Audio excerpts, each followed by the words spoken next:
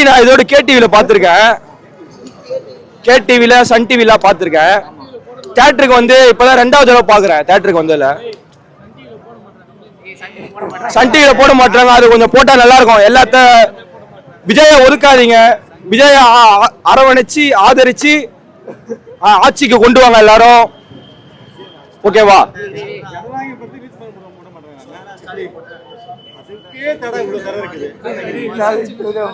போட்டுருவாங்க ப்ரோ. கொஞ்சம் நெரிசலா தான் இருக்குது, ஆனா போட்டுதான் ஆவாங்க படத்தை. ப்ரோ மொத்த வைப்பு ஆடாத நானே ஒரு வருஷம் கழிச்சு ஆடுறேன்னா என்ன காரணம்? கால் தானா ஆடுது உள்ள போனா.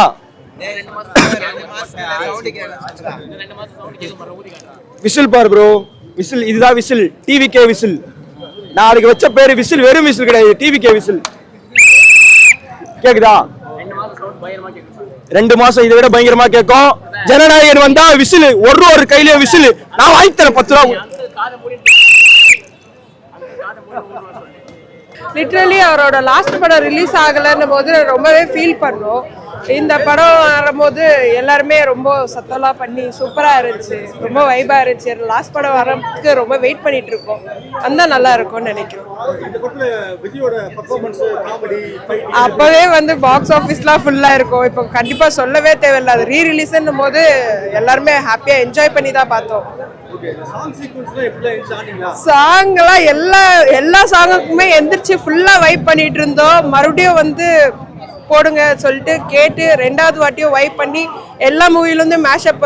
ஸ்டார்டிங் சீன்லலாம் வந்து அதை எடிட்லாம் பண்ணி போட்டிருந்தாங்க. லிட்ரலி வந்து வாவ் மூமெண்ட்டாக தான் இருந்துச்சு.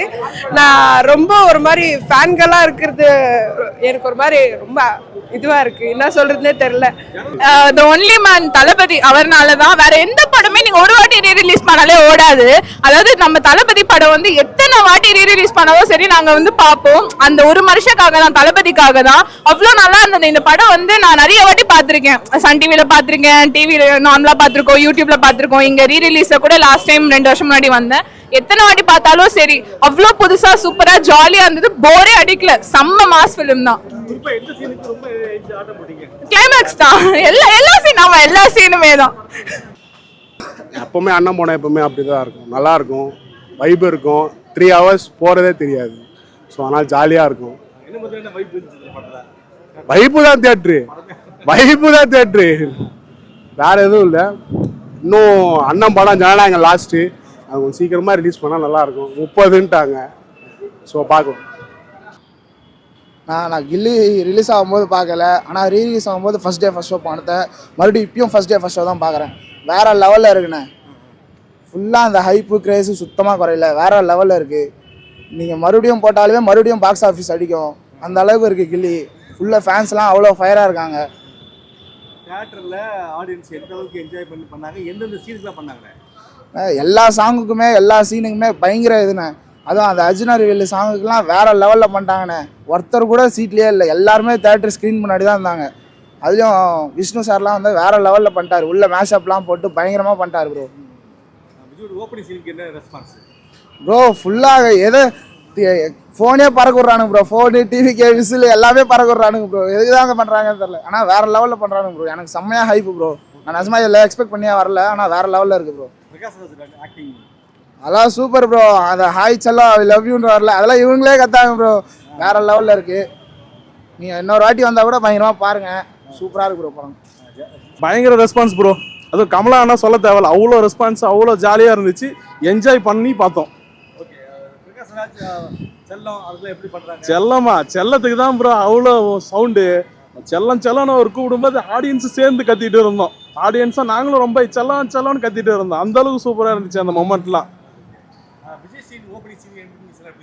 அதெல்லாம் தீ மாதிரி இருந்துச்சு ப்ரோ, அவ்வளோ சூப்பராக இருந்துச்சு ஒரு டைம். ஏன்னா நான் ஒரு சூர்யா ஃபேன், ஆனால் எனக்கு ரொம்ப பிடிச்சிருந்துச்சு. நான் லாஸ்ட் டைமே கில்லி ரீ ரிலீஸ் பார்க்கலான்னு நினச்சேன், பார்க்க முடியல.